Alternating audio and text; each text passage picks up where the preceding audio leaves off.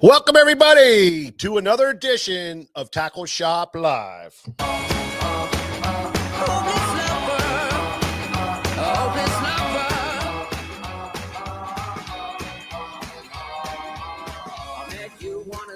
What's up, Bronzeback Fasten?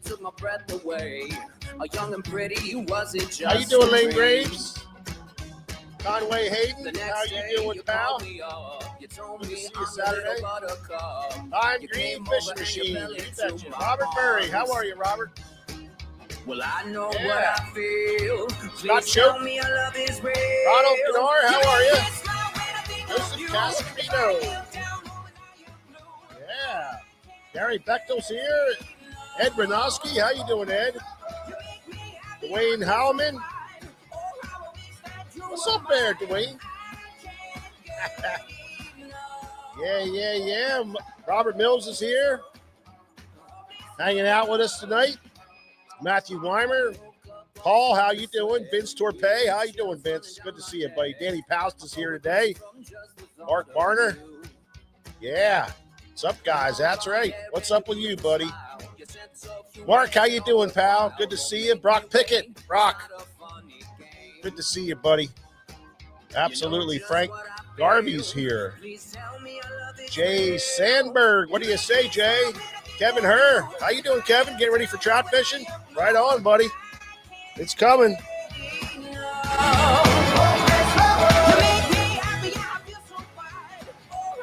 Man, oh, man, oh, man. Do we have a good show for you tonight? Another great show planned. My name is Mike Acord. This is George Acord. Behind the camera is cameraman Nick. We are Tackle Shop Live, and we come to you guys every Thursday night at 7 o'clock. We talk tackle, we talk fishing, we talk just about everything we can think about. Sometimes we talk too much. But anyway, good to see everybody here. Terry, how you doing, buddy? See you tomorrow, pal. Rob Daly, how you doing? Jeff Santangelo. What's up, Jeff? Good to see you, pal. David Schottlemeyer. Good to see you, David. Mark Barnier. All right. Well, let me tell you something. We are going to bring the heat tonight, Mark. But, man, for you guys that weren't here, we had a great show. We had a great show Saturday. Our smallmouth Saturday was this past Saturday. And, man, we had a good time. Caught some great seminars. Everybody was just complimentary about the seminars. Everybody learned a ton of stuff. We had the best of the best here in the house. Very fortunate to be hooked up with the greatest guys that fish for smallmouth around this area. And Joe Raymond was here. Thank you, Joe, for coming. And Jason Shea was here also. Jason, thank you. Anthony Cicero was here. Corbin Gottwalt was in the house for sure. And Tom Mills, man, did a great seminar, really educational, good quality speakers. And of course, George had a great seminar also. So if you missed it, don't worry. We're going to do it again next year. That's what we do. We bring education. We bring something to help you guys catch more fish. And that's why we do this show every Thursday night. Get you guys going on what's happening. So George, when you're doing your seminar, you're getting ready for a seminar. I mean, I know you got your plan, but do you go off your plan at all, or do you kind of go with the feeling? How do you do it? Well, my whole thing is I want to go into like, I want to get off of the usual. So, doing seminars over the last 30 plus years, you do the usual. And to me, I mean, the audience that comes to Smallmouth Saturday or Cabin Fever or Bass Fest, it's an advanced audience. You go up to the sports show in Harrisburg, you don't want to do my seminar. Okay? There's 75 chairs up there. 45 are occupied by people eating a hot dog. The other 30 are yelling at their kids, and there's 5 that are watching you. So that's a whole different type of game. So, try to all day, every day we talk fishing in here. And that's what I love about it. Like, I'm already looking forward to coming to work tomorrow. Friday's one of my favorite days of the week. Just brings in a crew of fishermen that are fired up for the weekend. And, you know, this time of the year, we're talking fishing hardcore. So I just kind of go there, you know, but I do go off script. You know, I do have an outline. I mean, believe it or not, it's orchestrated chaos, but I do go off script. And I'll tell you what leads to that a lot, guys, and that is questions from the audience. You know, and that's something that I really make it a point to kind of space in there after each like moment that we have. So yeah, I do go off script a little bit because I will go down that path a little bit. But then the problem with seminars is, like, for me, you know, my seminar was 2 hours long as it's supposed to be an hour. You know, at an hour and 30, I knew somebody was coming through the door and going to be like cutting off the mic. And, you know, so fortunately we had a little more of an open schedule on Saturdays, smallmouth Saturdays, because it's a little more of a low key event for us, by design. Yeah, exactly. So, I was like super fortunate to be able to take that extra time. But I talked about, you know, power fishing for smallmouth. And, you know, it was more along the lines of what I think a lot of smallmouth fishermen are not really used to. And a lot of it was what they're used to. But I talked about, you know, that, and it was a great seminar. But yeah, I went off script to answer your question a couple times. Sometimes it was because I said something that caused me to think something that caused me to, like, you know, go off that way. Other times, most of the time, it was from a great customer, from a listener. Yeah. Well, it was a great seminar. A lot of great comments on all the seminars. It was a good time. It was very educational. Everybody walked away. And then they were able to come in and spend some time in here, Nick, and talk with, you know, everybody that was in here. You know, we had everybody. I'm telling you, it was a stacked staff of guys that were hardcore guys, and would, you know, I gave them specific instructions in the morning. You know, we're talking fishing. We ain't talking about the football game. We're talking fishing all day long. Make sure that everybody gets some knowledge to help them catch more fish. So that's what's cool about that. But guess what, Nick? If you did miss that, you can come in March 14th and 15th to the Cabin Fever sale, and you'll have another round of seminars that will be going on. And we're not 100% sure about who's doing them yet. We're working on some great stuff. I got a couple. Oh, you do? I mean, I'm not announcing today, but I got we got some people coming in here that you're gonna love. Oh. Next week I'm going to let the cat out of the bag. Yeah. I don't want to get ahead of myself. It's a month till the event. Funny, I thought I would know about that. He's slow playing it. He's slow playing it here. Oh, dude. You know what I'm saying?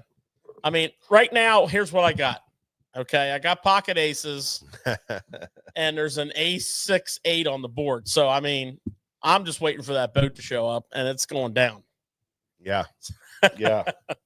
Well, anyway, we got that going on March 14th to 15th. Put that on your calendar. It's our largest sales event of the year. It's the one that's been running the longest for us, and we really pull the plug out on that one, and you know, make some awesome special deals in the shop. So it's not only great education going on, but it's also great sale opportunity for you, which is pretty cool. So, well, yeah, and you know, we're going to have, speaking of seminars, we're going to have 2 days. Yeah. I mean, this is a pretty intense event. It is. I mean, if you didn't make Bass Fest, we had 5 or 6 of the top tour pros in the country here, and their seminars had 150 to 200 people in them. Yeah. And they weren't playing games. Yeah. They were giving out the juice. Yeah. And that's what we do here. And Cabin Fever is going to be the final stage of our preseason programming. And we're going to have 2 hardcore days. We're going to have pros on site both days. You're going to be able to talk to them, pick their brains, go for the gusto, and we're going to have the seminars also. So yeah, guess what? Next week we're going to start dropping some names. And we're going to start dropping a few specials so you can start budgeting that, let's just say, quiet money. Yeah, that's going to be a good time. So don't want to miss that. So mark your calendars, March 14th and 15th. And do not miss that one. It will be a good one for sure. So there we go. Man, we got a great show for you tonight. And with every tackle come on, get it. You got it. With every Tackle Shop Live, we have a awesome tackle talk section, and we're going to get into that right now. Good bailout. Good recovery. That's a veteran move.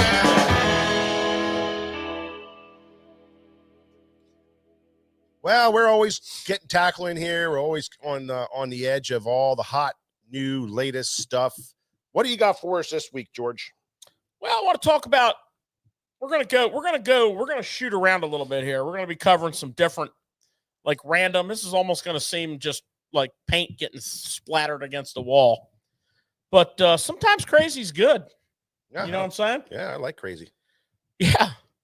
Who doesn't?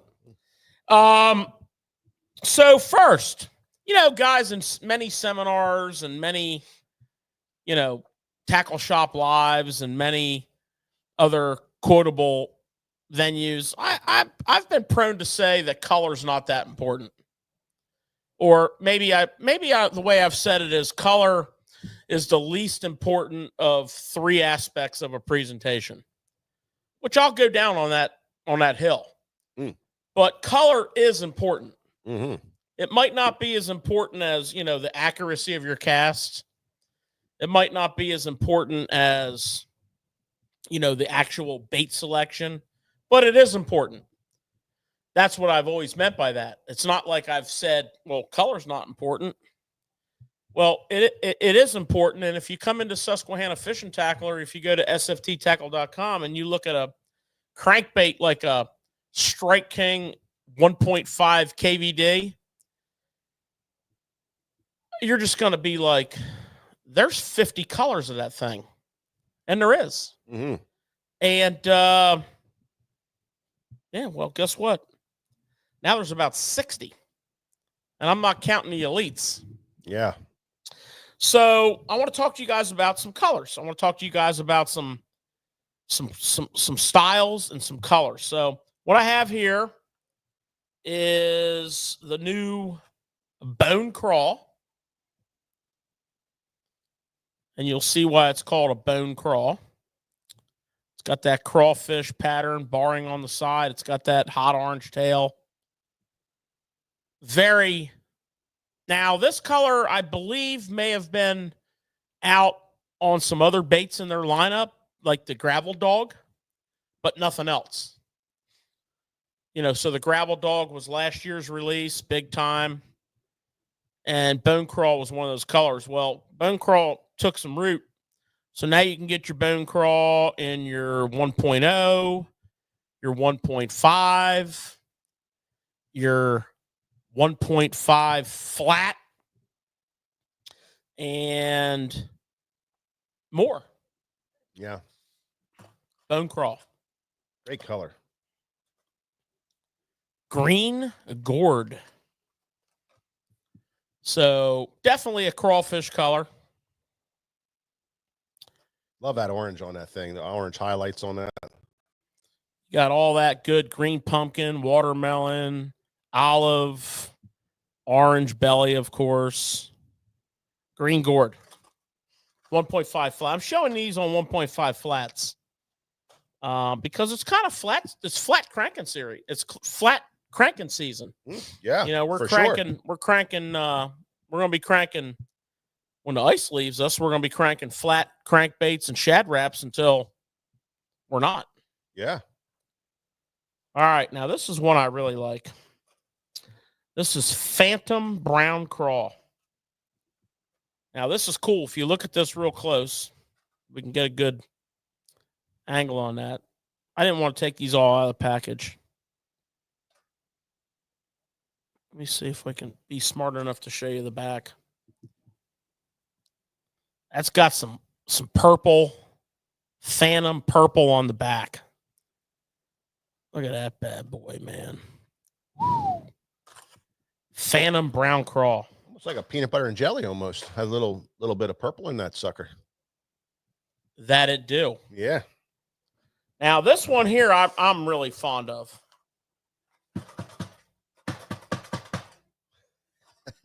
Beat the hell out of it. This one here is going to have to come out. This is called Demon Craw. Geez, I wonder where they got that color name. Look at that. Yeah. That's got a lot more purple hue in it than or do you want to call that purple hue, or is that like a? Well, it's kind of like a. What is that? It's kind of like a purple pearl on top of the reds. Yeah. Really awesome. I mean, that's a fish catcher right there, and you got a little orange. Yeah. Demon Craw. Good stuff. So far, I'd throw every one of them. Brown Gourd. This is probably one of their nicest brown orange crawfish patterns. And they have in their standard lineup, they have one of the nicest brown orange crawfish patterns you're going to find. This one might even be nicer. That's Brown Gourd. And then this is a mandatory must-have springtime color in every crankbait that you own. And, you know, it's basically old school guys like Bandit and whatnot would call it spring craw. These guys call it chartreuse spring craw.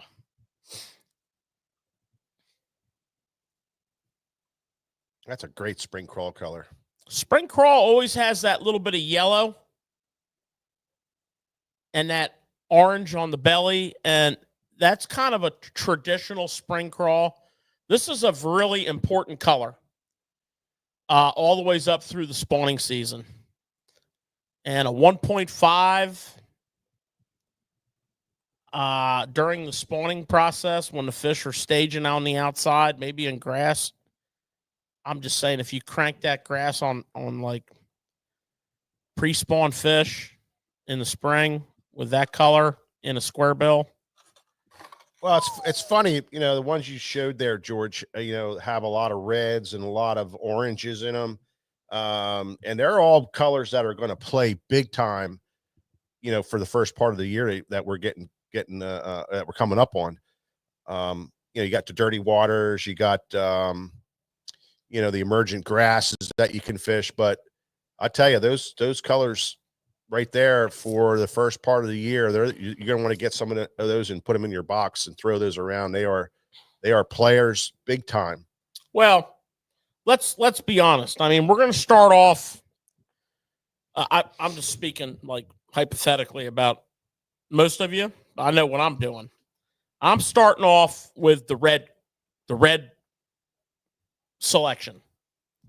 You know, all the different reds. You know, I'm going to add my Demon Craw in.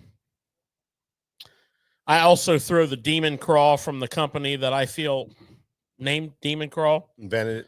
The DT. I'm throwing all my reds. I'm throwing my DT8s, my DT6s, Demon Craws. I'm throwing my Chick Magnets.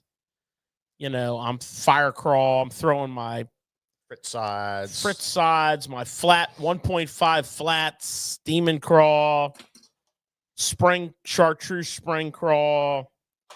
I mean, that's how you start the year off. You know, that red, orange crawfish flavor. So, guys, we have new listeners, I'm sure, new viewers. Why would I want to throw a thinner profile crankbait when it's colder? Yeah. I mean, it's all about the wobble. You want subtle, and you don't want overly aggressive. Now, that is when it's colder. As you get into spawning season, you can go ahead and get that more aggressive, wider wobble.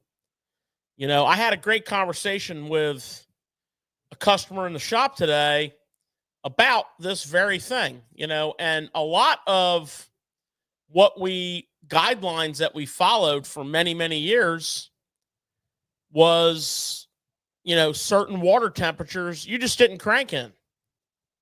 You just didn't crank up here in the Northeast. You didn't crank in like 40 and 42 and below on a cold front. You just didn't do it. Well, guess what? You do it, and it works really well.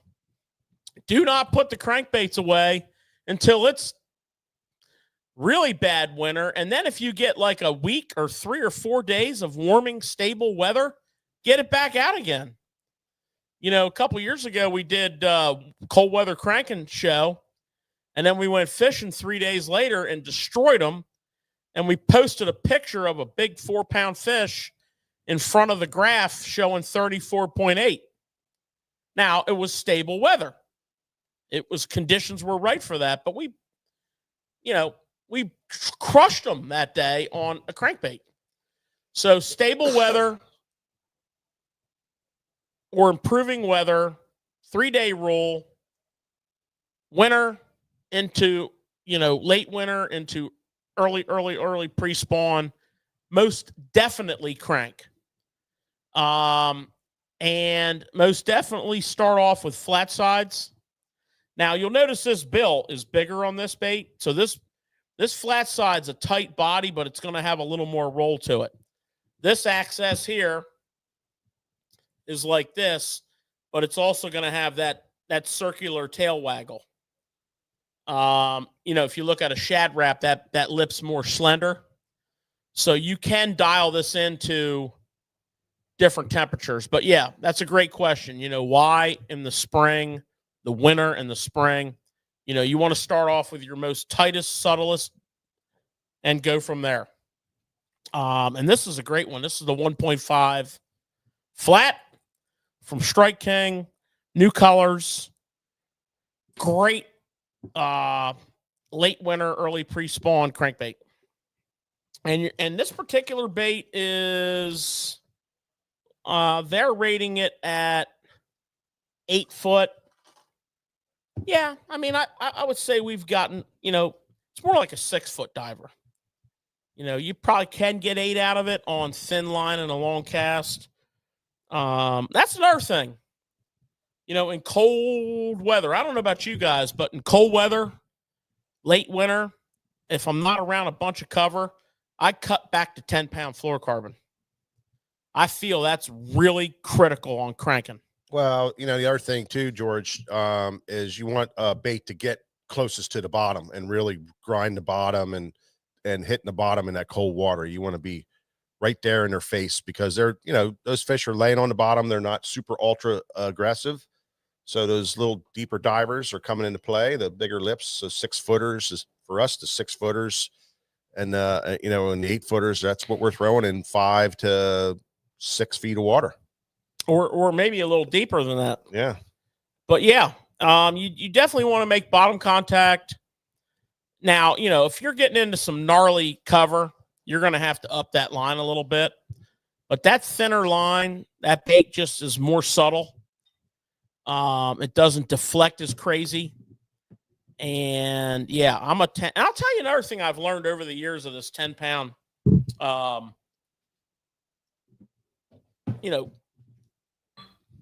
10-pound cranking. And I learned this with 15-pound flipping.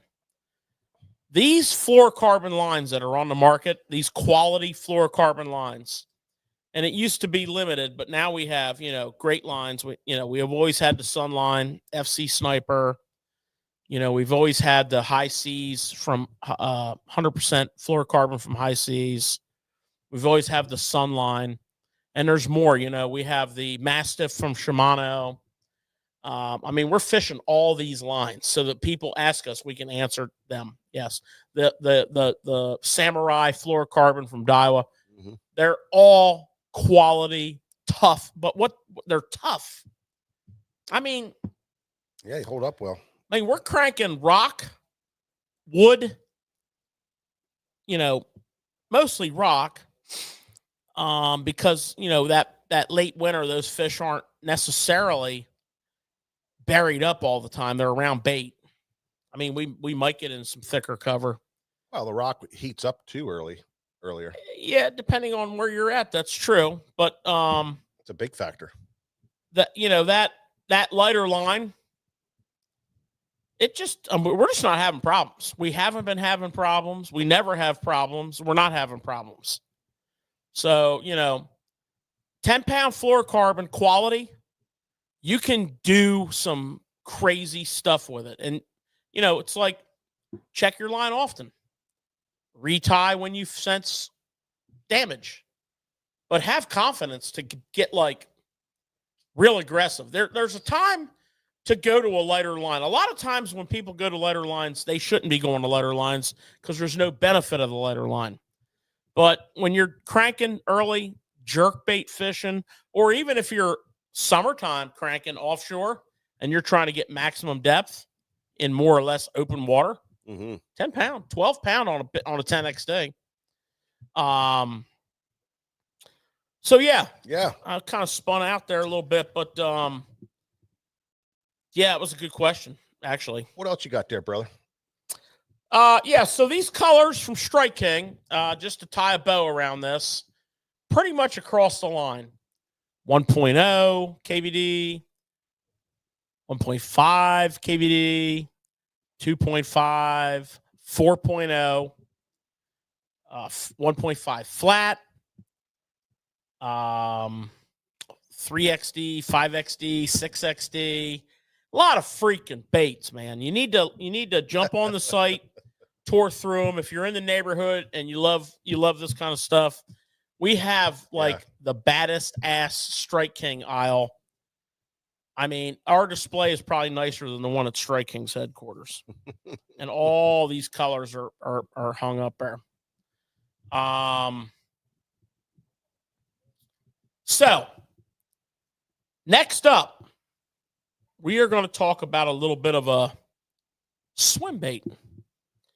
We're going to talk about the Spro Sashimi. We may have even talked about this earlier, but we're going to talk about it again. This is your classic, designed to deal with fish that are targeting herring. Kind of like the Magic Swimmer. If you guys remember when we did the Magic Swimmer show, this bait got its inspiration from the Magic Swimmer. No doubt. There's no doubt in my mind. So let's pop one of these out of the pack here. So there's two sizes. There's a 105 and there is a 125. So what that is the length in millimeters. So if you're used to buying jerk baits like 110s, this is a 125. So you got all kinds of joints here. You got 3 joints, but the way this thing swims is it's kind of like that Magic Swimmer. It comes through the water in an natural S curving action. The body, swimming like that. Looks just like a herring or a bait fish. Now, can you fish this on bodies of water where you don't have herring? Absolutely. It's a bait fish imitator. Yeah. The 125 weighs 3/4 of an ounce. The 105 weighs 1/2 of an ounce. So even that smaller 105, you can chunk it. And the originality of this bait was when the Magic Swimmer came out and the Herring Lake guys discovered how spectacular it is at drawing up those fish that are looking up. So we fished a magic swimmer for many, many years in a variety of circumstances. This is equal to or greater than. You have to determine that if you're into this style of bait. Great swim bait. Casts great. Swims awesome. Fish eat it. Don't forget our trick. If you need a little more weight, right on that front split ring, take a little closed eye, tie on drop shot weight, 1/8 ounce, and just put it on that split ring. And you're good to go. That's a sashimi swimmer. Yeah, there's a lot of retrieves you can do on that, Mark. You can use your rod tip and twitch it as you're reeling it in. A lot of guys will just really burn their reel, stop it, burn their reel, stop it, burn their reel, stop it, and you get a real tight kind of like George said, that swimmy action. You can really tighten it up on that. You can twitch it and make it a little bit more wider and more erratic. But I think a lot of the guys, they use that straight retrieve, that speed up, slow down type of retrieve. If you watch a lot of the guys that throw it, that's the way you reel it in. They kind of stop it, get that nice little erratic swimming action out of it. I've had my best success with the magic swimmer. I've not fished a sashimi. I've had my best success with a magic swimmer with a steady retrieve, but not like a super slow retrieve. Like when I fish a mag draft, I fish a slow, steady retrieve. A lot of the glide baits, slow, steady retrieve, little half bang every now and then. This kind of a little fat. These kind of fish a little. You can fish these a little fast. That's why the little 1/8 ounce weight on there, if you're fishing it real quick, it'll keep it down. But you can fish these a little bit faster. You can also fish them slow and steady, but more steady on these multi-jointed swimmers like this. And don't be changing the hooks out. These come out of the box with primo gammies. Looks like a size 5. 7 maybe. Let's see if it says on here, Mike. That could be another case for the 5. Let's see. No, Doesn't say. Doesn't say. Imagine that. It's either a 4 or a 5. You got to realize these baits are, used for schooling fish, so, a lot of times with a schooling fish, you're dealing with a big school of bait. So you want to make it kind of stick out a little bit so that, I know George likes to do just a steady retrieve, but it's almost like a, kind of burn it type of thing, and then slow it down to try to make it look a little different than the school of bait fish. But you can mess with your retrieves. That's the thing about it. You can fish a lot of different ways. Size 4, George. I thought it was a 4. Imagine that, Nick. I thought it was a 4. Yeah. But it had a little bit of a 5 look to it. Yeah, sure did, didn't it? Actually, that 105 has a 5 on it. Because that sure ain't no 6. That's a 4 too. That's a 5. 4 too. All day long. But yeah, a lot of times with this bait, you can fish it, over vegetation, and just any area. Just pulls fish. Mm-hmm. These style of baits. Now, magic swimmer ain't no joke. And this sashimi, although I haven't fished it, we're on about our 3rd re-up of them. And that actually when you're restocking swim baits in January, you tend to say, well, I want to talk about that.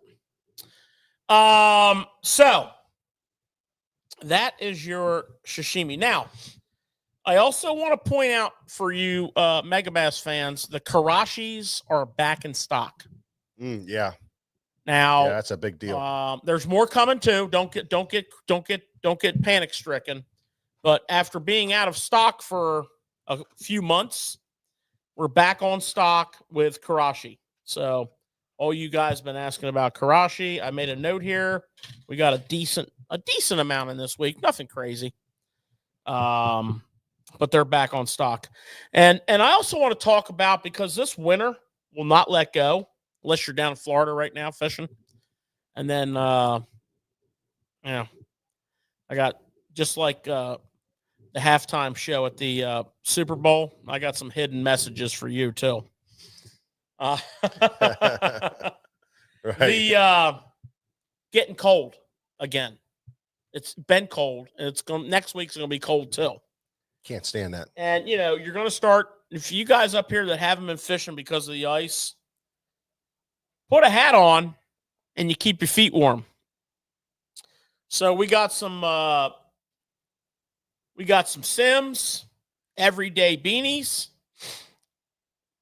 stocked up on a fresh load of those. That's the black color. And that's the new stripe. Wear that to church. And then if you want something a little more body to it, look at that new waffle knit beanie. Yeah. Look at that leather patch on there. Oh, yeah. Well, you might have guessed. We got a big shipment of Sims in and a bunch of fresh new products. We got a really cool new artist print hoodie, solar hoodie. That's our new artist print series, tech hoodie, SPF 30, $49.99. Look at that. Pretty cool. Nice hoodie on it. And just a bunch of new fresh tees. If you're a Sims fan, jump on the site. We got a bunch of the new fresh tees. We got stacked bass, we got stacked logo, we got nostalgic bass, we got all the colors. Restocked up on Challenger rainwear. You gotta look good when you're out there, Nick. It's time to go. You gotta look good when you're out there. You know what I'm saying? If you're not catching fish, at least you got to look. Yeah, good. you got to look I good. mean, You that's got to the be way sharp. Got to be. Yeah, you got to be sharp, and we got all the sharp. I mean, when Mike and I come to weigh in, we're looking in the mirror, we're changing hats, we're getting cleaned up. We're getting cleaned up. That's right. Yeah, while you're doing that, we're flipping one last cast and catching one more hog. Well, we already had them by We already have. Yeah, You should have got out of the mirror quicker because we just caught up to you. We're changing up, combing our hair. They're putting a nice fresh shirt on, looking good, looking styling. Yeah, I hear you. Whatever. Pretty boys. Yeah, baby. Pretty boys. Well, fellas, that's all I have for you on Tackle Talk this week. I wanted to kind of go in a different direction a little bit. Good stuff, George. I do have one last question with the crankbait you talked about. Yeah. And that was retrieve. Yeah. In that cold water, are you looking slow retrieve, fast retrieve? How are you doing that? Well, I obviously, and I might get a little pushback from this, but if it's really cold, I'm really selective on the crankbait.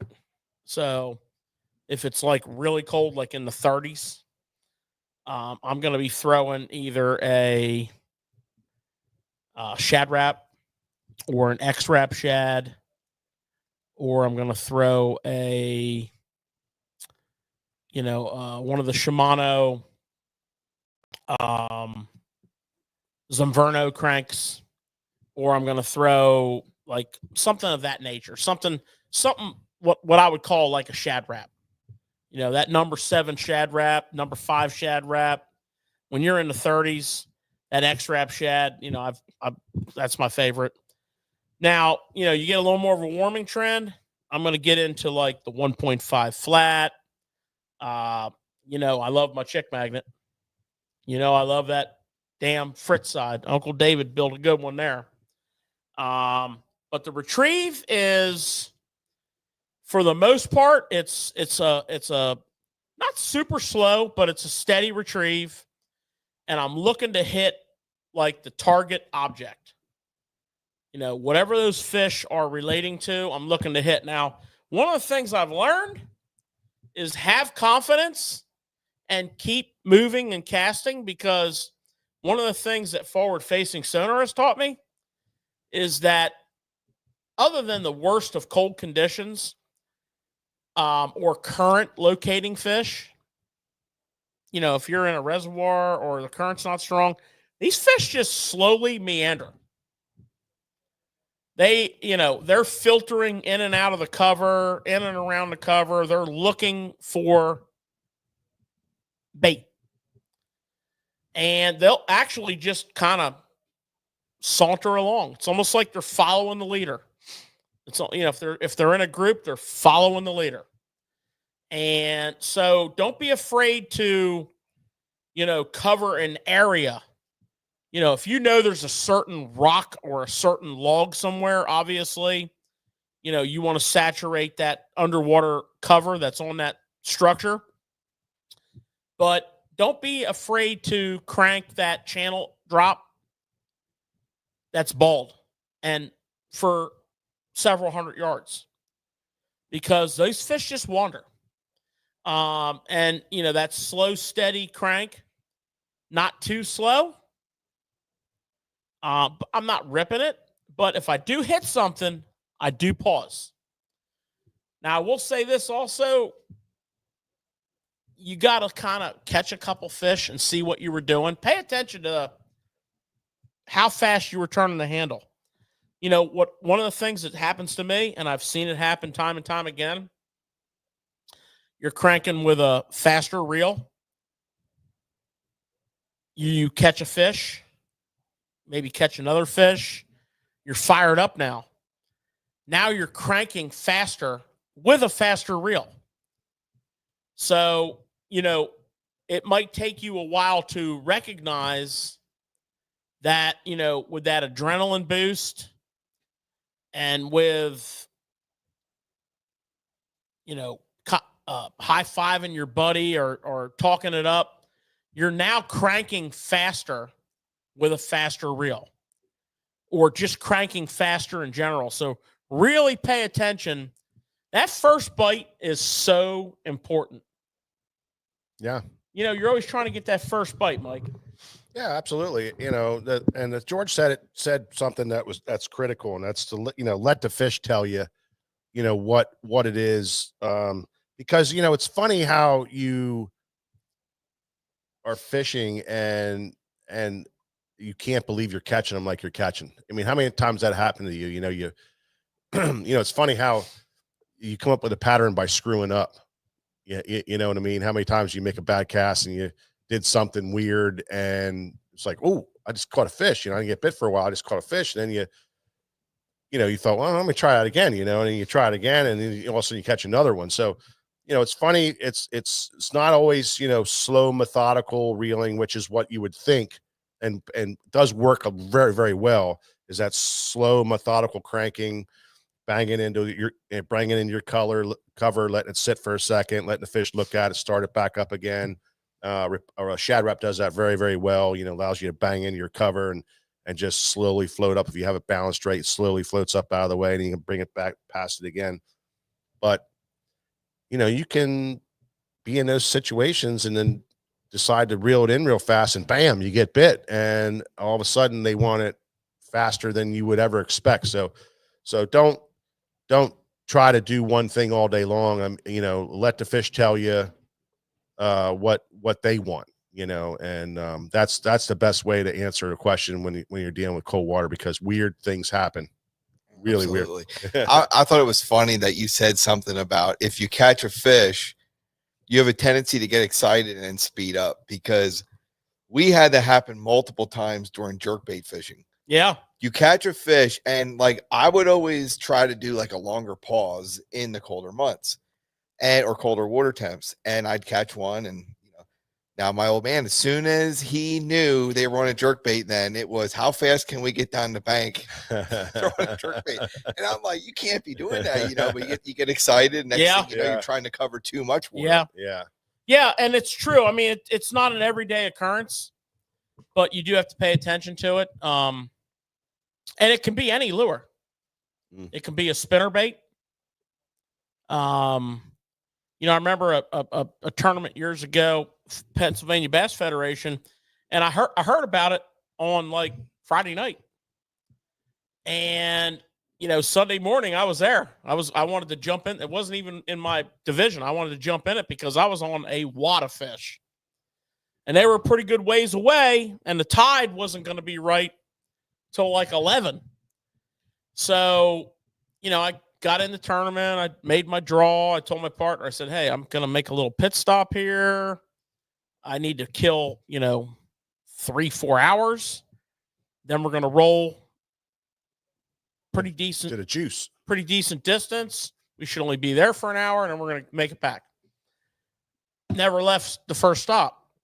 And the moral of the story was catching them between the bank and the grass line on a 1/4 ounce spinnerbait. And I'll never forget it. It was a Colorado willow, 1/4 ounce chartreuse and white spinnerbait. And I mean, caught them good. Caught like 2 fish, good fish, back to back, and then could not get bit. And for some reason, I focused on the fact that A, I was standing on the frickin' trolling motor and just smoking down the bank. And B, I was cranking like a madman. And I said, wait a minute. And I slowed way down, caught another fish. And I stopped. I opened up my rod locker. I picked out a rod that had a much slower reel on it. Cut that lure off that was on that rod, switched the reels, tied the spinnerbait on that slower reel because I was fired up. Mm-hmm. And, rest went out pretty good that way. What year was this, George? Around, you think? I don't know. That was a long time ago because I was going to say like, late 90s. All right. So why I asked you that is because back then, what was a slow reel then?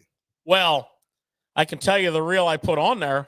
I put a fast reel on there that I had. I was a big lose guy, BB1N, and I put the high speed on, which was 4.7-1. I was cranking. I figured. I was cranking with a 6.2-1, a spinner baiting with a 6.2-1, and it was just. I was just between my adrenaline rush and being fired up.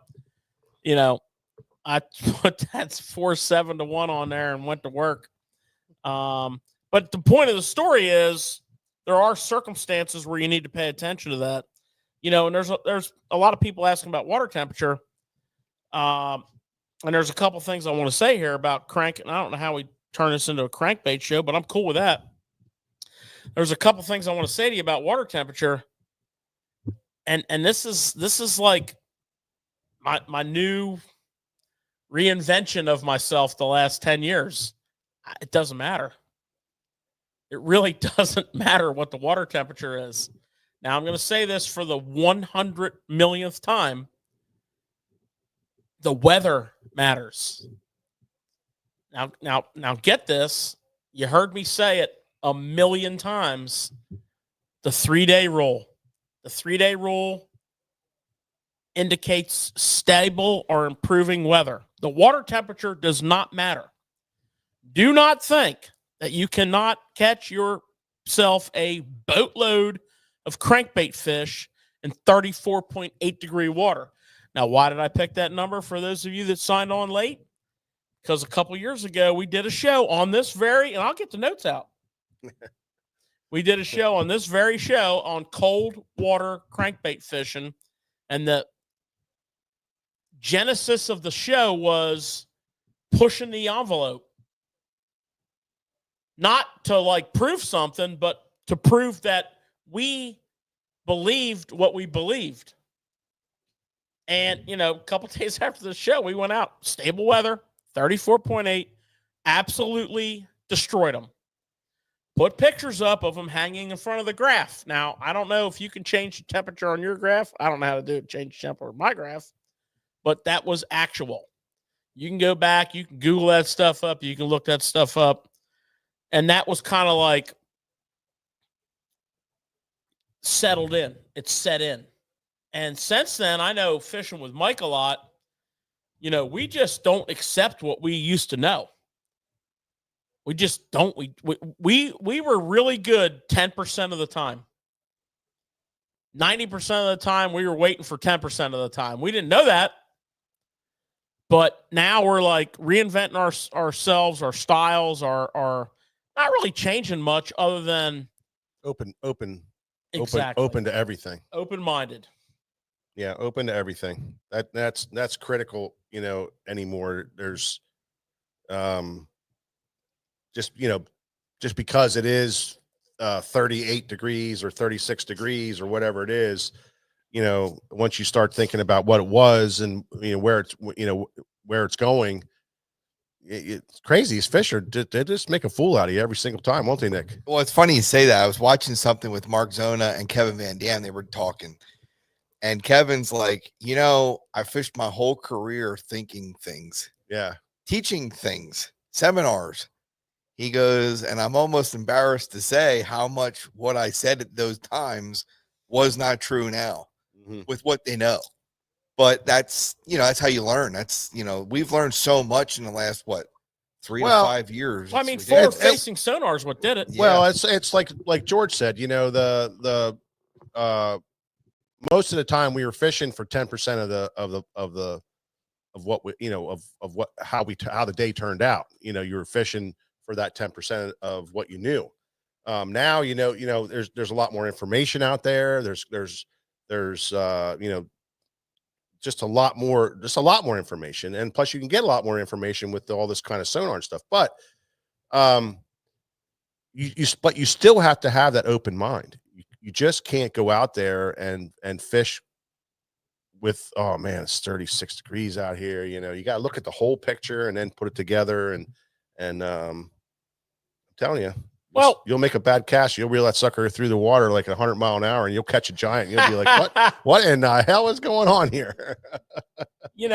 What Mike was saying was, we've all this reinvent, when you start looking at forward facing sonar, you find out that what you knew is still true about 10% of the time.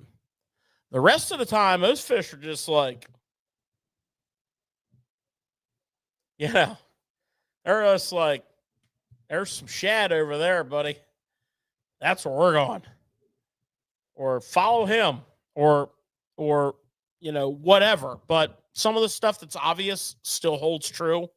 Fish tend to go up on rising water, tend to pull back on falling water. Staging areas are still staging areas, but not the whole day, not the whole week, not the whole month, not the whole tournament, not the whole 3 days. About 10% of the time. I'm reinventing myself every other day there, Henry. Every other day I'm reinventing myself. So yeah, I am. Yeah, and that temperature thing is just proof of it. Just, hey, what happens if you crank bait in 34.8 degree water on stable weather? Well, you catch a bunch of fish. That's what happens. Now, the other thing about that cold weather, a couple things you need to pay attention to. The bites can be fairly subtle, soft. A lot of times we crank in shallow. We're cranking with not even a crankbait rod. We're cranking with like a fast tapered rod. Trust me, you want a soft powered, not powered, but soft, moderate tapered rod is what I should say. And I tend to pick up glass, and a lot of those fish just are there. And that forgiveness of that moderate taper and that forgiveness. Now the power's there. The other thing is you want to constantly be checking your hooks and make sure they're sharp, because in the winter time in the cold water, these fish's mouths are much harder, and your loss rate goes up because of that. Big time. So check your hooks, touch them up with a file. It only takes a second to change out a treble hook with a good pair of split ring pliers. Well, actually, it takes about 45 seconds because I get it. I swing it back to George, and he pretty good with it and wrenches it out, puts a new one on, and then I'm back to casting. So, yeah, it's about 45, 50 seconds for me. Well, you know what, guys? I'm going to try to create a smooth segue here to something I want to talk about before we talk about something else. We were talking multiple times about fishing pressure, multiple times about, the adverse effects on bodies of water, and opinions vary wildly. But I have a couple things I want to point out here, and these are some heavily pressured bodies of waters. The first one is Pickwick on the Tennessee River. Probably has, from now until the holidays, it probably has an average of 25 to 30 tournaments a week on it. Average. Just nonstop pressure. Night tournaments, day tournaments, heavy weekend recreational pressure because of the great fishing. So I looked at the Toyota Central on Pickwick after its multi-decade pummeling by anglers with the most advanced and greatest techniques and equipment and sonar. And there were 30 limits over 25 pounds. Wow. Now, my question is Pickwick better than it's ever been? You really want to go into this? I'm just asking a question. Yeah. I'm not trying to go into anything.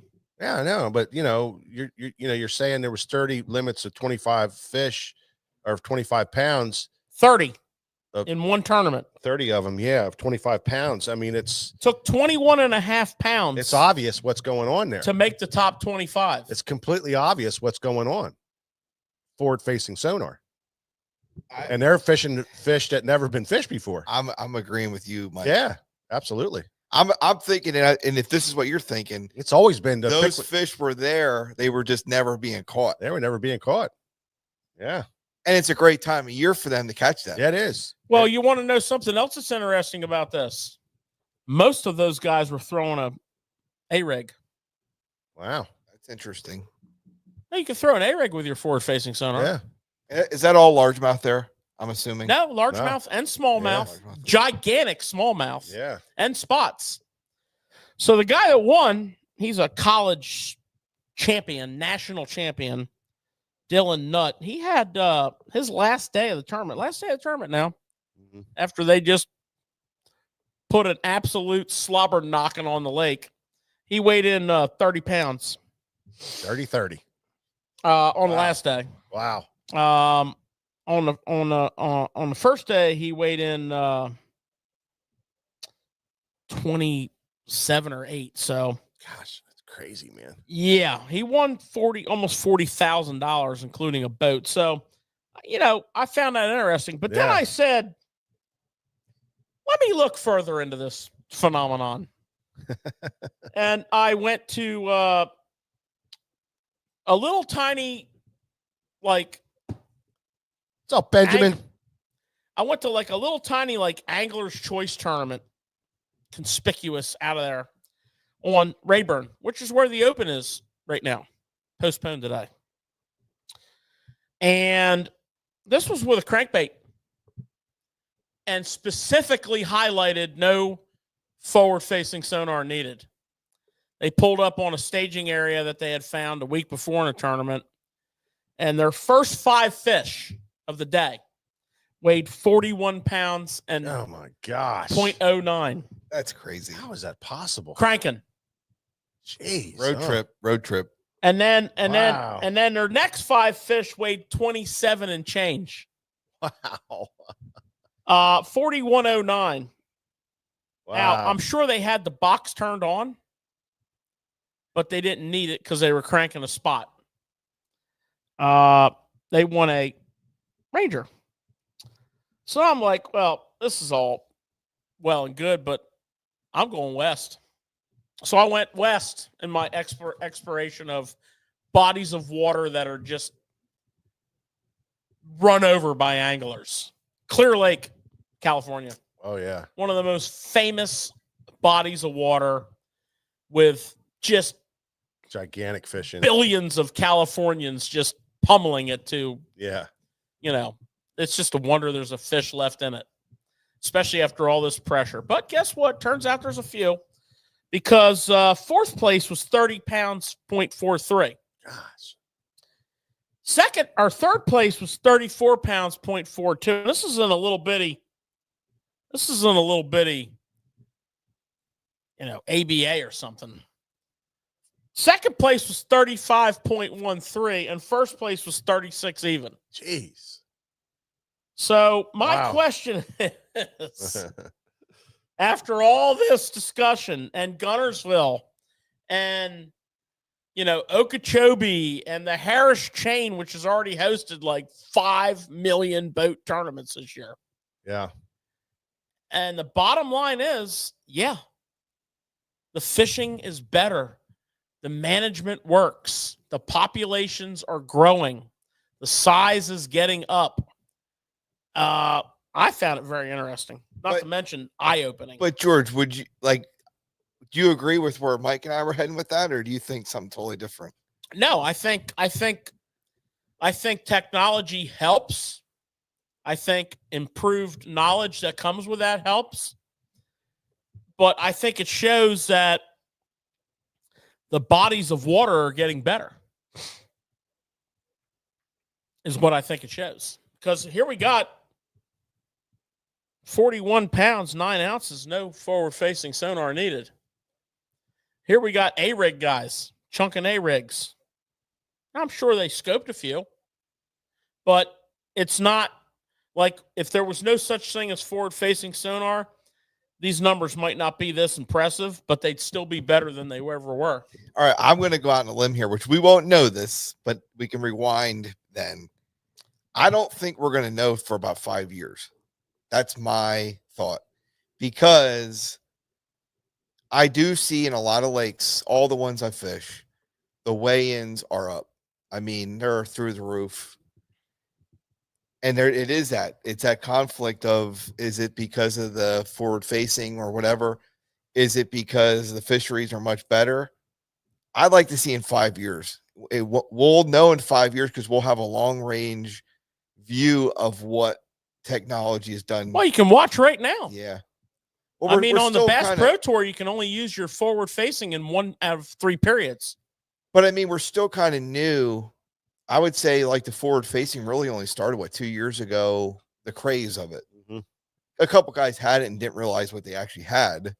But I think we'll know in the next 3 to 4 or 5 years, especially when it becomes affordable to the masses, and the masses, some of them are going to be meat fishermen. And then these bass that are accessible to mostly only tournament anglers right now will be accessible to everybody. So it'll be interesting to me. Yeah. Yeah. I mean, those weights are crazy, though. Yeah. That is crazy. Could you imagine going to a lake and going, hey, what do you think we're going to need today? About 35 pounds. Yeah. Might get us a check. Yeah. Right. Well, it's got to be the right lake. You're not going to catch 30 pounds, on the Chesapeake Bay. You're not going to catch 30 pounds on the Potomac River. You're not going to catch 30 pounds, in most of the Northeast. You're not going to catch 30 pounds on Lake Champlain. So you got to be on the right lake that has the capability to produce that. Yeah. Anything on the Tennessee River, Lake Seminole, any of the big Texas lakes, just any of the Texas lakes for that matter. You have to be in the right body of water to get those eye-popping numbers, but the percentages are the same. But I don't think that this example is about forward-facing or technology. I think it's about the highly pressured waters continuing to get better. That's impressive. Whether you're using a net or electrofishing or whatever, they're getting better. Oh, yeah, for sure. It doesn't matter how you catch them. They're getting better. That's the point. Yeah. And I'm guessing, George, too, that was all pre-spawn, most of that. Well, it's right now. Yeah. That's Yeah. like the like greatest winter. time to catch the big It's ones. like winter. Yeah, it's awesome. I mean, they had like winter conditions. This just happened. This just happened.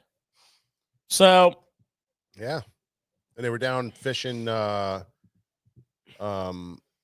today in Florida. Fishing down there, and Wheeler caught 80 freaking pounds. he had 2 8-pounders. Yeah, unreal. And his forward-facing sonar had nothing to do with it. Yeah, He was old school flipping and pitching. that's right. Awesome. And it did my heart good to see it because let's face it, when you're pitching and flipping shallow cover, the anticipation, the expectation, you make a good pitch, which really that whole concept is the accuracy and the ability to pick apart cover. And then that tick or that line moving off or it doesn't sink as far as it should have. Man. I mean, now we're talking about you don't even need graphs on. Chris Lane this morning. I'm super shallow. I am stealthing around here. My power pole move is super quiet. I have it on a low speed, and all my graphs are turned off. Yeah. A lot of the anglers said probably won't even even when I'm allowed to run it, I probably won't even run it because I'm shallow. Yeah. So, that's kind of says something to the detractors of forward facing. I want to just say one thing about that. The detractors, most of them have little to no experience with it. They're more like noise machines. Unless you have put it on your boat and gotten really good with it. I'm not going to say mastered it. You can certainly form an opinion before you master something, but to the point where you're good at it, then you can talk some shit.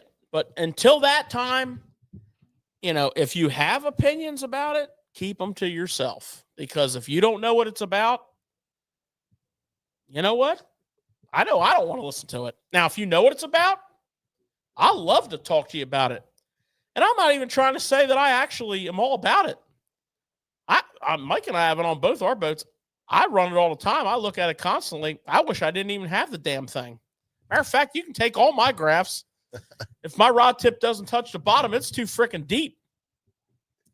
But, we can't make every statement that we make about forward-facing sonar. No. You just can't do it. No, you can't. But you can say flipping and pitching in the shallow water.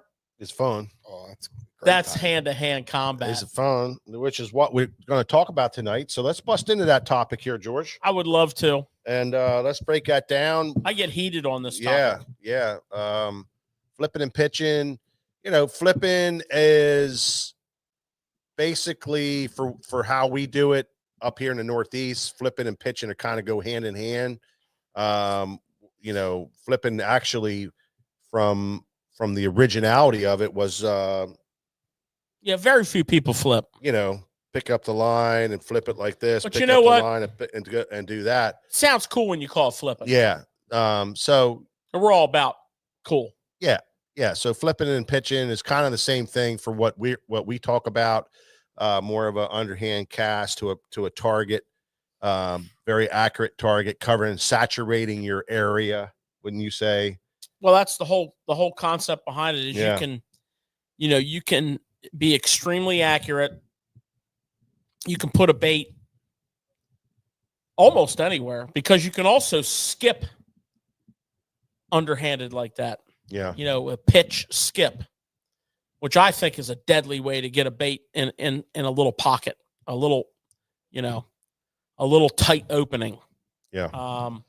You just accelerate that pitching motion a lot and just skip that bait. But the whole process, that whole pitching, flipping and pitching process is a lot of times accuracy, but saturation of your area and quiet presentations and being able to place the bait in the water, which is a great point here. I fish with a lot of people, Nick, a lot of people, and they have zero pitching capability. They have zero accuracy. They present the bait out there and it slaps and splashes in the water and creates all this problem. But they're in the trees, they're in the docks. One of the most important things that you can possibly do right now, when it's cold and you can't get on the water and you can't do this, is sharpen your skills in the process of pitching and or whatever you want to call it, pitching, flipping, is process. Do that process and practice that cast and become very, very accurate. What I like to do is I like to take a small table, put it in my garage, and then put a little solo cup underneath it and stick it there. I take duct tape, stick it on the bottom, and stick that cup underneath that table. And a lot of times I'll even pile stuff in around the table so that my target hole is smaller and smaller and smaller. And the idea is to be able to put that thing in there, 3 out of 5 times in clean, without any kind of problem. And I promise you that if you just take the time, take a couple beers out there, hang out, listen to the game, hang out, watch a program, whatever you do out in the garage, and you just practice that cast. Now, people, you're full of crap. You don't do it. Bull crap. I've done it. George and I have gotten very, very proficient with our casting in our second shop that we moved into many, many years ago. It had a pipe, and the pipe was about 2 inches around, George, maybe. Mm-hmm. It was 2 inches around, cut off flush with the floor. And over lunch breaks, the guys would come into the shop and we'd all slap $1 up on the the showcase, and then everybody would take their turn, and they would throw a few, I don't know how many casts, 5 casts or whatever, and then give it to the next guy. But the idea was to put that, you could slide it in real easy, but you weren't allowed to slide it. You had to put it out there and then set it right in that little hole. But nobody ever got it. It was like every so often somebody would get it. Maybe every 2 weeks somebody would get it in there, because it was a tough, it was just a little teeny hole. So, but my point is this: we took the time, many hours and days and weeks, to learn how to pitch properly and control our rod and control our reel, so that we can make those accurate casts. And that's what it takes to be a great flipper and pitcher. So I wanted to make that point right away, because how important that really is to what George is really going to bust into here in just a minute. Yeah, well, the majority of your bites in shallow cover come on the initial drop. So, the concept of flipping and pitching is all about that drop. Now, there's many tricks, tweaks, stuff that we've learned to garner more bites. But like, take a patch of milfoil, for example. The proper way to fish that, if assuming you're fishing,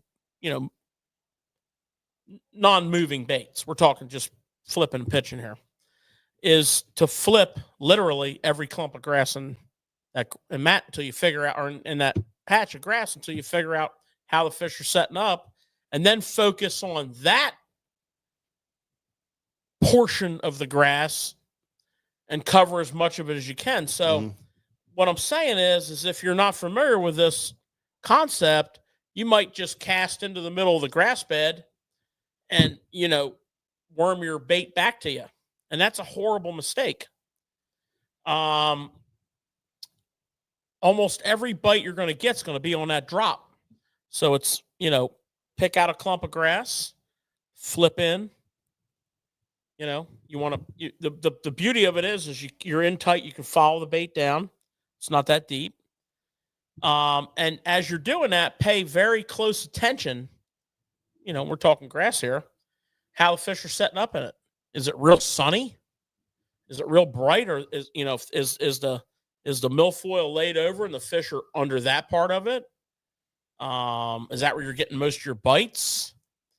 Are you, if you got a chance to watch the tournament today, you saw a crash course. It's kind of what gave us the idea to modify our plans and talk about this. You saw a crash course and fishing, buggy whips and pads and hydrilla and different grasses that are native to those lakes with, the long rod and the vertical drop, pitching and flipping, and the keys are your setup, so the biggest thing is in grass is the weight.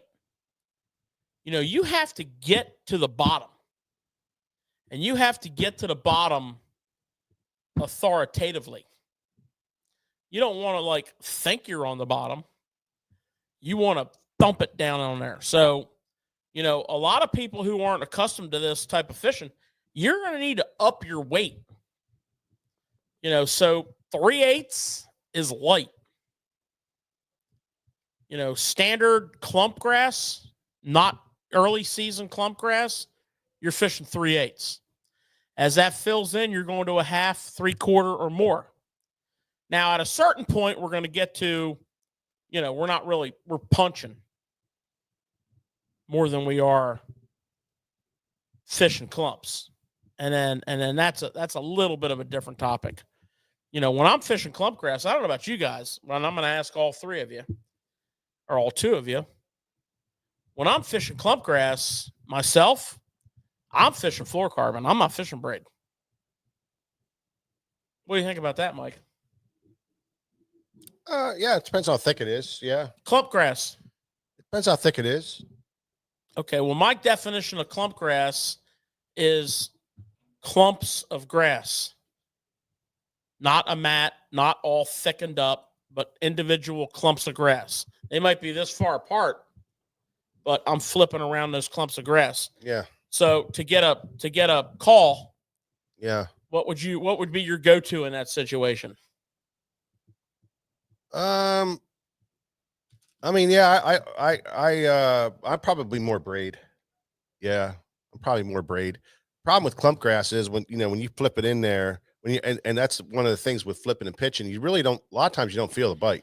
You fire that thing out there and it hits the water and it starts to fall, and they're going south, man, or they're going north, or they're it's amazing how they grab it and go right away. So I like a braid where I can set the hook, cut that grass, and get that straight hook to them. So, but like I said, if it's more sparse, and it's not, close clumps together, then I, yeah, I don't have no problem with 20-pound fluorocarbon or something like that. That would definitely do it. But I feel more in grass. I feel more confident with braid myself personally. Yeah, Nick. So for me, I'm with you, George. I'm looking fluorocarbon until it starts to, get to where I can't use it. And I have to see it to explain it, but the clump stuff, I'm up in my game a little bit with what I'm going to do. I might go to 17, 20, but yeah, I'll do fluorocarbon with that. Now I'm only doing that on what I would call early season grass, right? Where it hasn't gotten, when it gets thick, then we go straight braid. I go from one extreme to the other. I go from anywhere from 15 to 20-pound fluorocarbon straight to 65-pound braid. For the very simple reason of what Mike said. You flip into that grass and it's thick enough that fish can eat that bait and move off.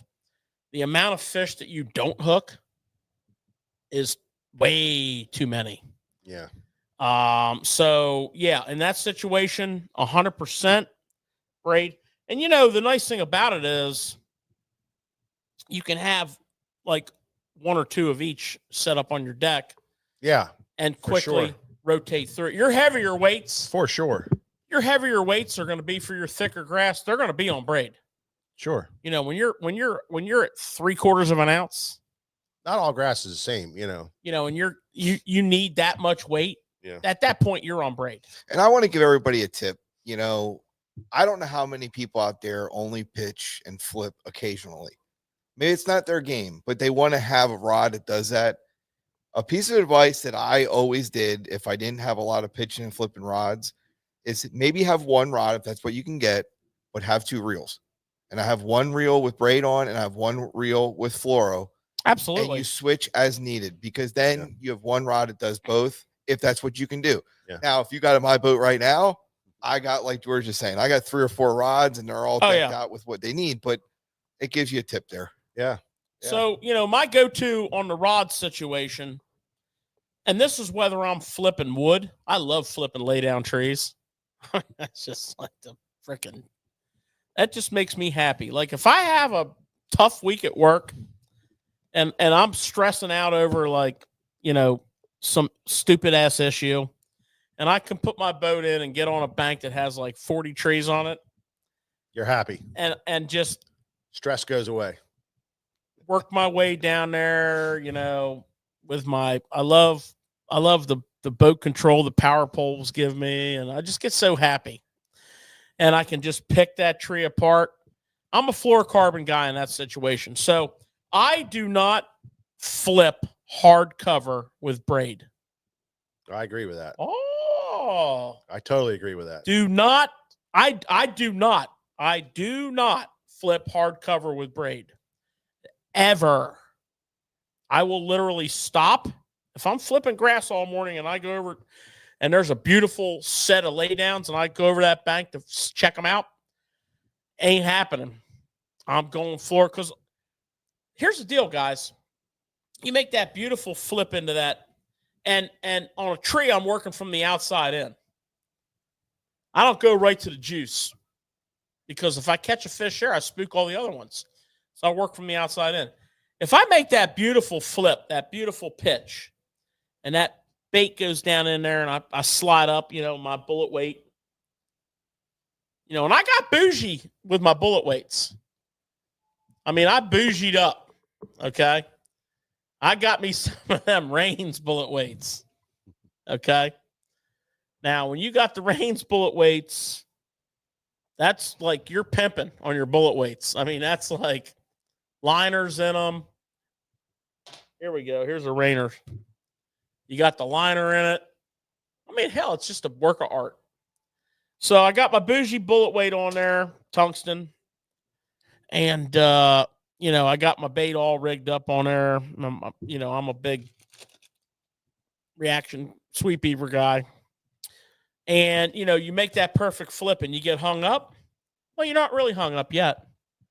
You might be hung up. You're kind of tight. Mm-hmm. You gotta master the boomerang, right? Pulling the line out, loading the rod, plucking it. You have to master that, because guess what? You pop that bait free, and then you get another fall, another opportunity to get bit. And while you're popping on it, they're looking at it. Yeah, they're curious creatures. They are very. So that's Fluoro City. 15 to 20, and it used to just be 20, but I learned how good 15 is. A lot of times I have 15. I'm sorry. I have 15 on a medium heavy rod. So I like a 7.2, 7 foot to 7.2, medium heavy, extra fast taper rod for my 15-pound and my smaller finesse pitching. So weights up to 3/8. Okay. Yeah. Then for my bigger baits, and even lighter weights if necessary, but for my thicker cover, usually my jig rod, what I would call my jig rod, or my little bit higher power. So I also frog with it, 7.2 heavy. So I'm fishing a lot of,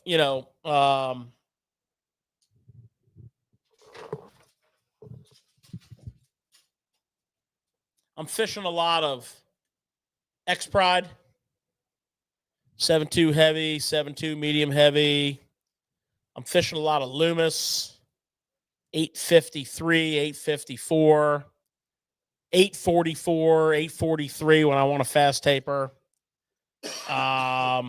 That's day in, day out. Flipping, pitching. This is also my frogging rod right here. So I really like that. Light, lots of flips. But here's the deal on the reel, guys. You don't really need to think about the gear ratio. You're going 8. You don't even need to think about it. Just say, give me an 8. Yeah. Because you got to pick up line. Yeah. If you're not getting bit, remember, we're flipping in. If it's a tree, we might work over a couple limbs. Then we're right back out again. If it's grass clumps, it's right in, right out. You watch them guys tomorrow. You listen to how many times that reel gets punched into free spool and knocked into gear. Watch Keith Poche tomorrow. Just watch him. Don't talk to anybody that's in your circle. Just watch him. The guy is like all day, nonstop. Now he's chatterboxing the whole time because that's how Keith Poche is. But he is not playing games. He's fishing. Now, they're in grass. They're in Florida. They're in bigger stuff. They're braid. That's when I go to the 7.6. Yeah, they're big rods, big line. So, George, before you go into that one, the last one you did, because the first one was the 7 foot to 7'2", medium heavy. Medium heavy. Your 15-pound Yep. fluoro. The last one was your heavy. Yep. What size line are you putting on that one? So, believe it or not, on my more open cover, a lot of times I'm still fishing at 15. I have downgraded my line a lot. Back not that long ago, I was just like, just give me a mega spool of 20 fluorocarbon. And, I'm back then I was 100% high seas. My boy would hook me up with like the mega 3,000 yard 20 pounder. That's all I used ever. But on my lighter stuff, I feel there's a benefit there. So 15 to 20. These fluorocarbons have become so impressive and so abrasive resistant and so well made. I was fishing 16-pound sunline in water that I would have never fished anything under 20 in. I'm talking barnacles. I'm talking gnarly. I never broke a fish off. You got to be careful with that 15, or, when they wrap up and that kind of stuff. But, if it's the right, right kind of stuff, but 15 to 20, for sure. Getting in tidal water, you want that heavier, get them out of that trees because all the barnacles and whatnot and all the stuff that goes on there. But you get more bites, there's a lot of pressure anymore. So the lighter lines, are coming into more play. You're doing something a little different, that's becoming into some more play with that. I think you're getting more bites now all of a sudden with the lighter line. So, primarily, we're flipping either a Texas rig creature or jig. Primarily. Not exclusively, but primarily if I'm in any kind of a grass situation, and for the most part, I'm just gonna take the beaver style bait, 4.0 hook. This bait was made for a 4.0 hook. Yeah. Now, I will tell you this: if you're fun fishing,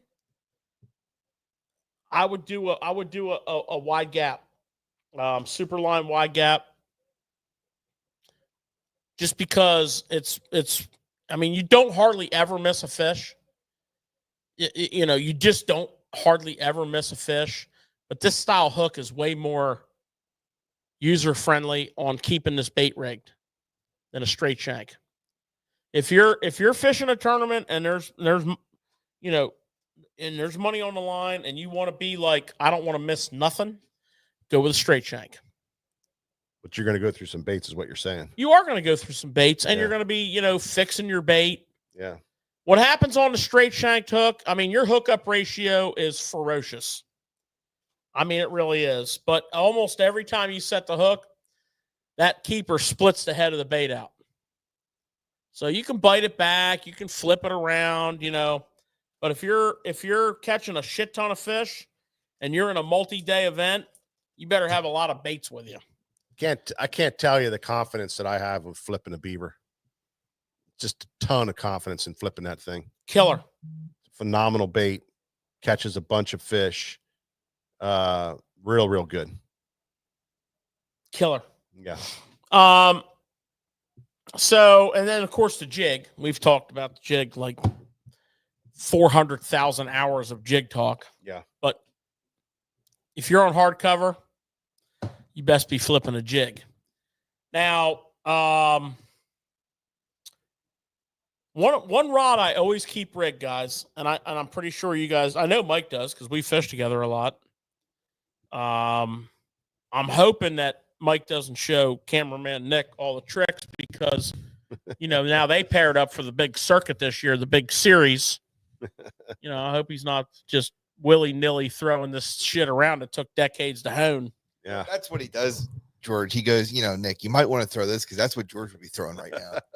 Well, I'll tell you this. There's two things you better be, and I see my boy Ryan Bauman on here. Two things you better be really good at flipping, and that's a Senko and a power shot. Oh, I bet you a whole bunch of people on here are like, what in the world is he talking about now? Power shot. Well, you know what a Senko is, right? Good. Because if you don't, sign off immediately. So flipping a Senko is like flipping anything else. I do like to downsize my rod a little bit. I use my medium heavies for that. But you talk about a deadly technique. But the power shot, especially during the spawning season, when you get bedding fish or grass areas, particularly grass, where I call it colony, like bedding in colonies. It's kind of like bluegills.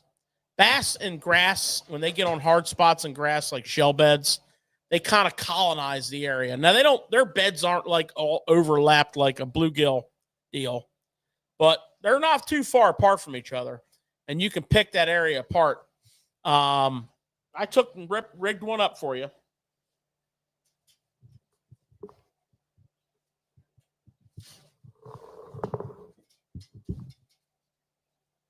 So I got my favorite finesse flipping rod here.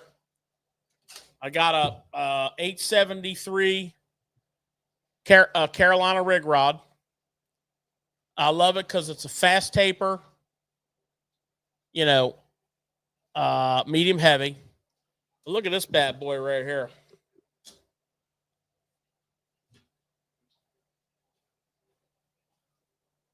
Power shot. Usually my leader's even shorter than that. A lot of times my leader's even shorter than that.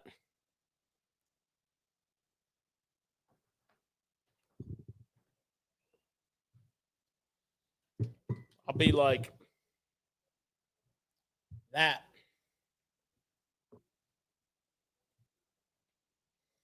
And that is freaking deadly. A 4 or 5 inch Senko. Put any size you want on there. Super line hook. You can put a teardrop weight down here. Hell, I've even put a bullet weight down there. I've actually put a bullet weight down there, pointing downwards, and pegged it with a rubber pegget, so it couldn't slide off the end of the line. But whatever, that's fine. Or a little teardrop drop shot weight. That is freaking deadly. And it's just a different look for a pressured area. The bait's up off the bottom. It's a drop shot. It's a power shot. Why is it called a power shot? You find out when I set the hook. Well, it's the whole thing's heavier. The line's heavier, the weight's heavier, Yeah. the hooks, the baits. Yeah. putting in that.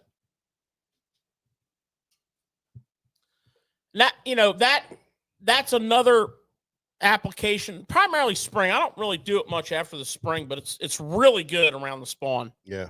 You get around some fish that you think are spawning, and that bite gets tough. That is money. I've actually also wacky rigged the Senko doing that. Yeah. When they're really pissing me off. Somebody's asking him whether or not it's tungsten weight. I mean, when you're fishing this kind of stuff, it's 100% tungsten. Well, that drop shot weight wasn't. No, but we fish tungsten. I would use a tungsten drop shot weight. We fish tungsten 100% All of the time tungsten. when you're pitching and flipping. I'll tell you why I like a tungsten when you're pitching and flipping like that. And everybody, a tungsten weight is a lot smaller than your lead weight. Absolutely. So when you go to pitch and flip and you're trying to make a quiet presentation, it's also going to help you there. Right. You're not having this big weight going. Yeah, splash. You're also going to get through the cover better. Right. You're going to get through the cover. It's more compact. Yep. Now, one of the things I like to do on my tungsten weights is I like to buy flipping weights. So here's 2 weights right here. And you'll notice they kind of taper back in on the bottom. They're more of I think this might be a Strike King tungsten. You'll notice the skirt back here by my thumb kind of tapers back in a little bit. What happens is you get a little bit of a wider weight than a worm weight. So here's a worm weight. You'll notice it tends to be a little longer for its size and thinner. So it's got to be longer. What's nice about this is that when you get on that little compact bait, it kind of makes that like a bullet going through the cover. It kind of fits that. And it just on those heavier weights, it's a game. So in other words, if you're in the shop here and you're looking at, Picasso tungsten weights, they have a worm weight and they have a flipping weight. You'll see that shape difference. Or if you buy the Reigns, it's just that they are like that. That deal is good. The Strike Kings are like that. I'm sure other brands have them both ways too. So, it's more compact and it's smaller, it's harder, it comes through the cover better. And of course you get better feel. Yeah. Yeah, as far as that power shot, and it's a lot just like pitching. You're pitching to a clump, you're pitching into a spot, you're getting that first initial fall, but a lot of times you can sit there and shake that bait on that a little bit longer in that spot, and hold it there a little bit more. But picking it back up, making another cast out there, that's pretty much the idea behind it. You're not dragging it through anything and letting it sit there. You might go up over a limb and down in again and maybe shake it there, but you just kind of I just like to get my rod and just kind of shake that tip like that and just have that bait sitting there just quivering like that. Sometimes that's all it takes to trigger that strike on the power shot. Yeah, the power shot is not to be overlooked in the spawn season. You can power shot anything, but that Senko thing on there is money. It is. Saved my bacon a couple times. But day in and day out, creature style bait and a jig. That's pretty much going to carry you. Now you're going to, you can go down the road of those baits and get into like the color, the size. I'll tell you, you can break it down pretty quick. It's same old, same old. You need a black and blue. Yeah. I have done extremely well with the beaver, the black and blue color. You need a green pumpkin. In a jar, spike it, and you're good to go. You need 2 jars of spike it. You need chartreuse and you need orange. Go fishing. No matter where, just go fishing. Another thing I really like is when you start getting, into the spawn season and post spawn, and if you get around some of these grass beds that are active, you'll hear it. You'll hear the popping. They're little bluegills popping the bottom of that grass, sucking that bait up, you know. I've always had some tremendous success with a bluegill. I call it a bluegill color. This is called Tilapia Magic. That's a nice color. And it's got that multi-red, blue, gold fleck in it. Looks just like a little bluegill. I've been on grass beds already. Beautiful milfoil grass beds that are starting to thicken up in the post-spawn in early summer. And you hear the life and your anticipation level's high. And, you know, you see some like a waking movement, and then these little bluegills about the size of that sweet beaver are laying on top of the grass trying to get back into the water because they jumped out of the water to get away. I mean, that is when you put that flecky, you know, Christmas colored green pumpkin, red, green, gold, tilapia, red, green, gold. And it's freaking on. Put a little orange spike it on there and it's freaking on.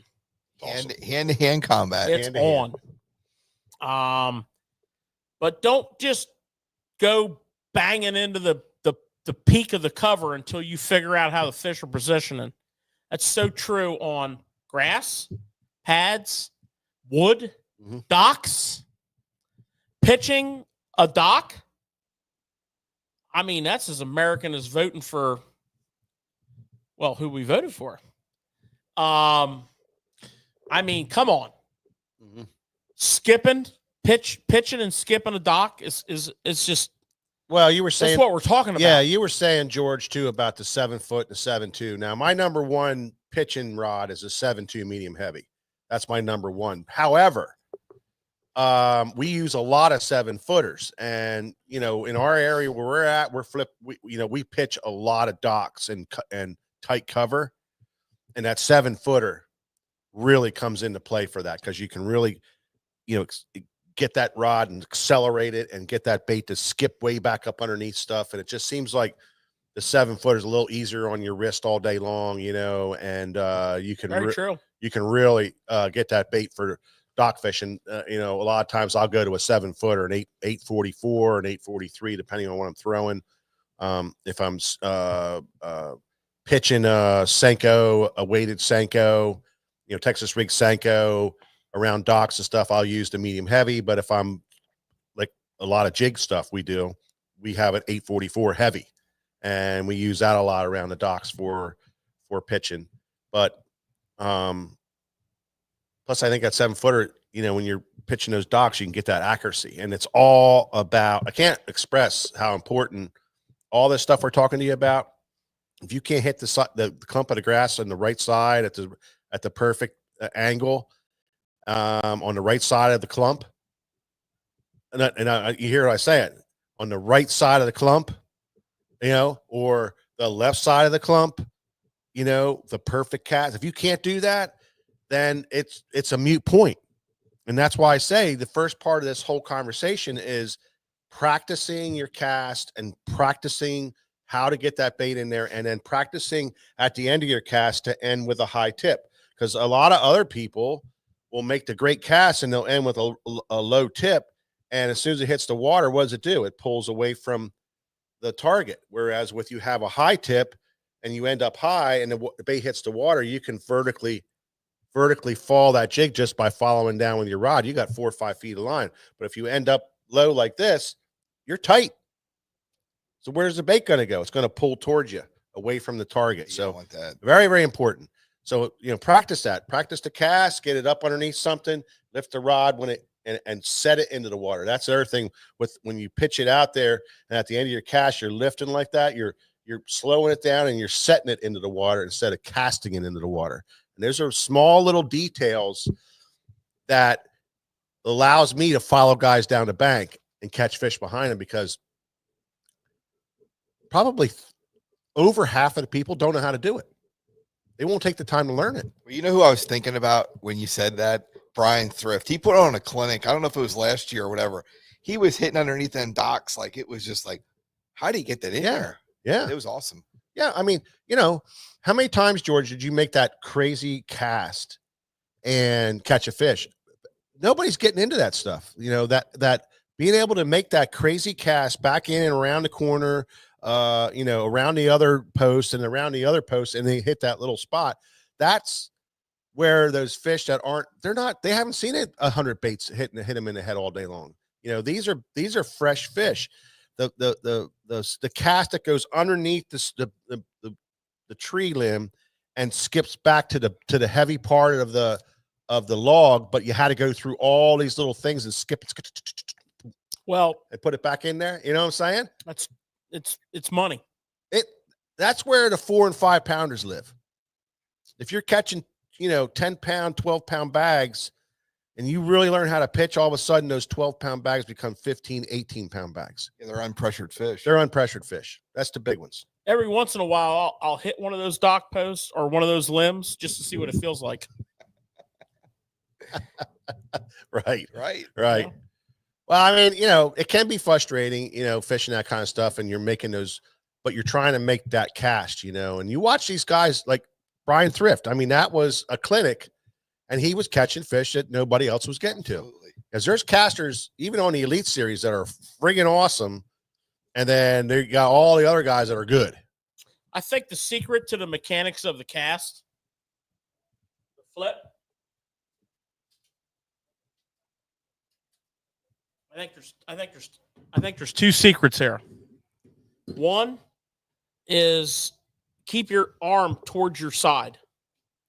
Don't extend. Keep yourself in here compact. This is where your strength is located at your core. And turn your hand over. So you're real sideways. And either pivot on the inside of your wrist or the outside of your wrist, whichever's most comfortable for you. And it's all wrist. You want to start low. You want to finish up high. Knock it in gear, and now your rod's high, and you can follow that bait down. But that is the proper way to practice it. And it keeps your, you're going to extend your arm. I'm saying keep your arm in against your side for the beginning of your cast. Your arm is going to extend a little bit. That's okay. You've already made the cast at that point. That's the follow through where you're extending your arm and continuing to rise your rod up. That keeps that trajectory low. So, it's all wrist, and then you're going to extend a little bit as that bait's traveling out there. You know who does exactly what you just said, George, to like a T? Tommy Biffle. I watch him flip and pitch, and I'm just like, he hardly moves, but he's getting that target every time. I'm like, holy crap. Well, you have to be efficient at it because you're going to do it all day long. The other thing that you're going to, for those of you that are consider yourself good at it, learn it with your other hand. Because,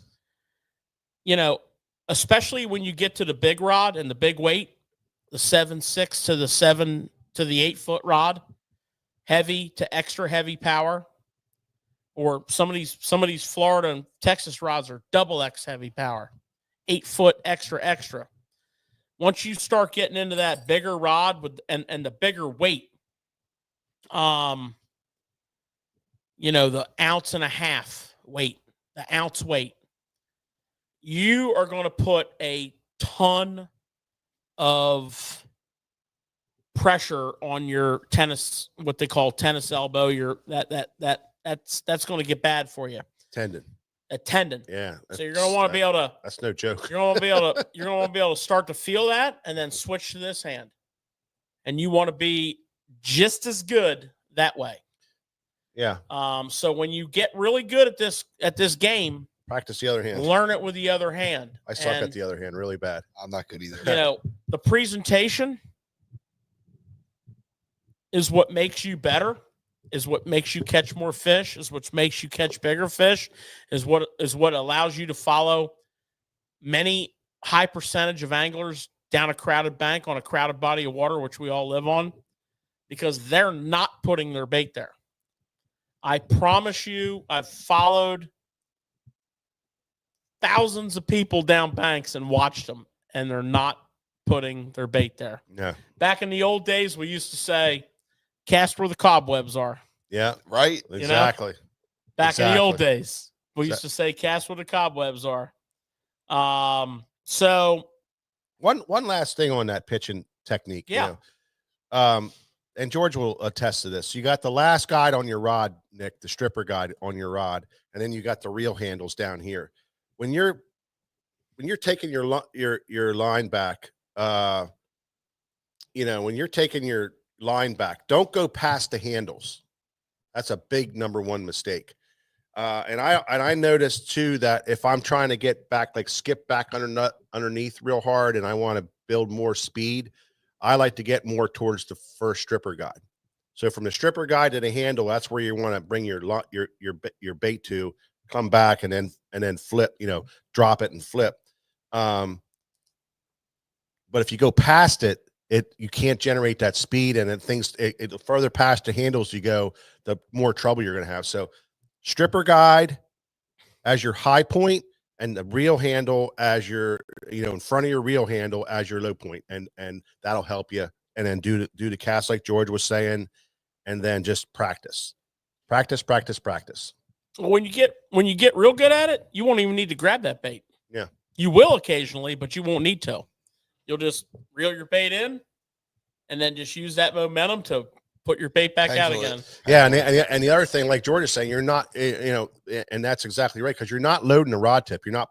You're not. You're not pulling the rod. You're just taking it back to your side. You're dropping it, and then you're lifting. You're not loading slingshot, and you're just dropping, and then your wrist action like this is what's generating that speed to get it to go back through there. So it's all about the drops. Yep. It's all about the drops. The more pitches that you can make on cover, the more fish you will catch. The more time you spend bombing that worm into the middle of that grass bed and worming it back to your boat, the less fish you will catch. I did not say you won't catch fish.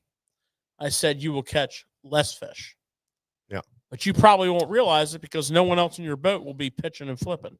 Yep. So good stuff. Add that to your repertoire. Most of you are already proficient at it, but dedicate yourselves to it in this first quarter. One last thing. Yeah. Learn how to tie a snell knot. Yeah. Yeah. It does help. It does help. Yeah. I even snell the offset hooks. Do you? Yeah. Nice. Yep. Yeah. LP, you're exactly right. I mean, that's like I said, the garage, George and I really were fortunate because we had this little second floor, kind of like a little small step down second floor in our shop, and had high ceilings, so we were able to cast. Let's not overshadow the epic poker nights, famous Klondike poker games that were from 6 to 6 that involved a intermission so that we could actually not get blood clots from sitting for so long. And then the dollar bills and the 20s and the 10s came out, and we actually had a buddy of ours that built a boat dock and a garage with a Billy Big Mouth bass underneath it. That's awesome. And it was steel cage death match on the pitching contest. Yeah, it really was. $100 out there. Yeah. Double elimination bracket. Yeah. Really, whatever it takes. I mean, however you're going to learn it to become that guy, that Brian Thrift, whatever that is to make you do that, that's what you need to do. So make sure you do that. Yeah. What you got, Nick? You got anything else, buddy? Oh, no. Good stuff. All right. Well, listen, guys, we went a little long tonight, but we appreciate you guys very much. Dave Schindler, the 50 HP hook. Oh, man. Hope you have a bunch of them. Let me tell you, I seen my boy Schindler with a big old St. Croix flipping stick and a big old quad dipped 5-inch flipping tube and a big old 50 HP. Just put the frickin' wood to him already. Yep. And we'll do that again this year, Dave. Absolutely. All right, guys. Until then, we are going to see you at the next Tackle Shop Live.